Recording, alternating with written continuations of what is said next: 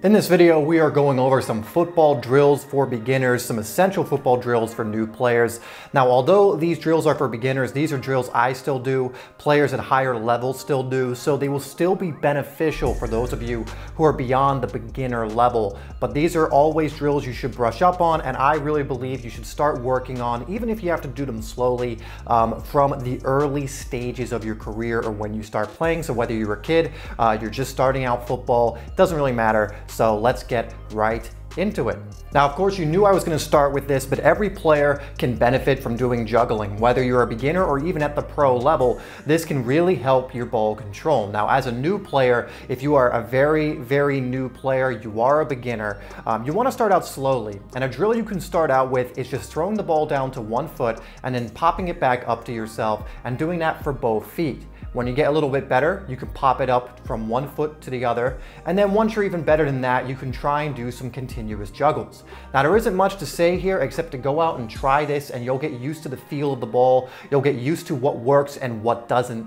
You want to keep the ball in control. There are many different ways to juggle, using your toes, using the top of your foot, using your thighs, your head, your shoulders, really anything but your arm. But I would suggest starting with your feet because that's where you're going to be controlling the ball more often than not, and being able to get good control on the ball with your feet is going to be essential. So just practice this drill. I would recommend at first popping the ball down to your foot and then popping it right back up to your hands, and do a lot of that until you're comfortable with it, and then you can try some consecutive juggling. But of course, we have to start there, and I really do recommend that during your warm-up or even your cool down, or just finding ways to fit juggling into your routine. And if you're a beginner player, it will be beneficial to do this even more often than normal, whereas if you're a more advanced player, maybe juggling for 5 to 10 minutes in the beginning as a warm-up or as a part of your warm-up would still be beneficial. Now, the next thing to practice is just dribbling from one cone to the other using the outside of your foot to dribble,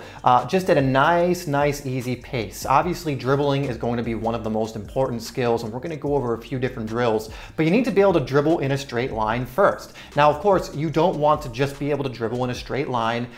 There's more to dribbling than just dribbling in a straight line, obviously. But when you're a beginner, you need to learn how to do this in control. And then once you get better at this, just go faster and faster and faster, and see how fast you can do this drill over time while maintaining control of the ball. It's no good to kick the ball out and run after it. You want the ball to stay fairly close to you in stride as you're doing this, but as you're getting good at it, start going faster and faster. So a very simple drill, just have a cone out about 20 yards away, 30 yards away, and dribble to the cone, go around the cone, come back, and do that for both feet for a set number of reps. I would do it at least 5 times with each foot, and just work on this very often because it will help your dribbling, and you'll get better the faster you do it. Now, speaking about touch and control, we're going to move on to a few ball mastery drills. This first one is just toe touches, where you're going to simply go slow, stay on the balls of your feet, stay on your toes, and then you can go faster like I'm doing here. But you're just touching the top of the ball like this, staying on your toes, nice and easy to get a feel for the ball. You'll see multiple angles here of me doing it. Very simple drill, but can definitely help you get a good feeling over the ball. The more touches, the better. We want you to get comfortable with the ball. And then we're going to move on to inside taps or bell taps. You're just tapping it from one foot to the other, again on your toes, staying on your toes. Go slow, then faster as you get better. And again, all of these drills will have progression, so don't be afraid to do it slow, but try and go a little bit faster each time.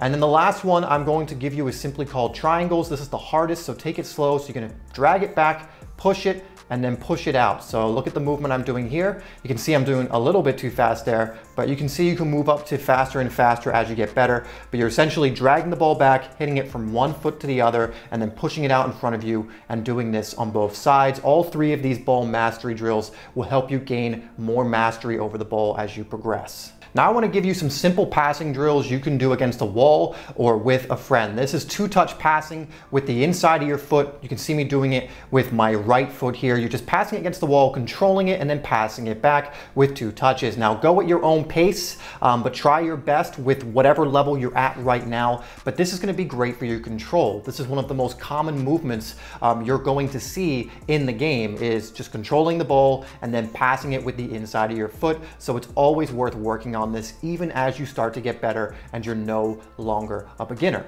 And then you're gonna do the exact same thing, except you're gonna control the ball with the outside of your foot. This is the other common control used, and being able to control it with the outside and then set yourself up for the pass right away is also gonna be very beneficial. Having a wall to work with these drills is gonna allow for a lot of different repetitions. And again, just another great way to work on these fundamentals.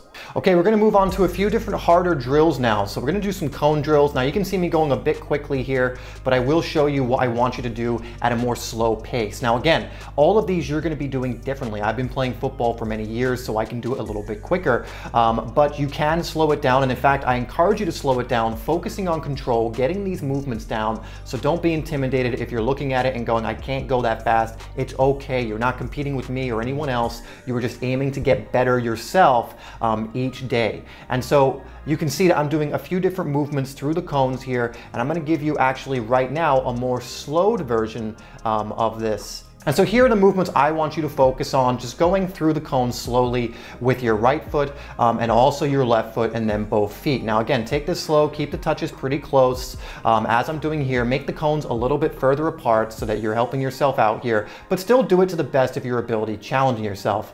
These movements that are involved in this drill are going to help you massively with your touch and dribbling. Now I want to give you one more cone drill that is a little more advanced, but you still should be working on this because it allows for quick touches and also more extended touches. This is just called the Brazilian box. So as you can see, I'm taking quick touches, quick touches, quick touches, and then bursting out to the side, putting it a little more in stride, and then quick touches, quick touches, quick touches, quick touches, quick touches, and boom, going again. Now again, whatever level you're at right now, if you're a straight beginner, you'll be going a lot more slowly than I'm going here, but still do your best. Now you can also make these cones wider apart so that you have more distance to travel between each technique. But again, this is a great drill to work on a few different areas, and I recommend doing it quite often. All right, those are some football drills for beginners, some essential football drills for new players.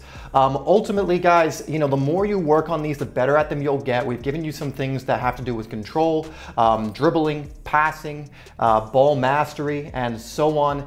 And ultimately, if you're working on these often, also some juggling as well for control, ball control. If you're working on these often, at the best you can do them, you're going to get better. Remember, it's not about being as good as someone else right now who's been playing for way longer than you've been playing or might be at a different level. It's only about going out there, having a plan, go out with these drills, and actually do your best each and every time. And I promise you, if you do that, go out there and just do your best every single time you go to the pitch, you will improve at each of these drills, and you'll find yourself doing them better and better and better. Refer back to this video if you need to look at the drills again to see how they are done. But these drills are going to help you in many different areas. Now, there are many other things you can be working on, but I think this is a very good start, and we definitely will have other videos, and already do have other videos for other things you can do as a beginner to improve your game. But that's going to be it for this video, guys. If you enjoyed this, if this is helpful to you, make sure you hit that like button down below and let me know in the comments.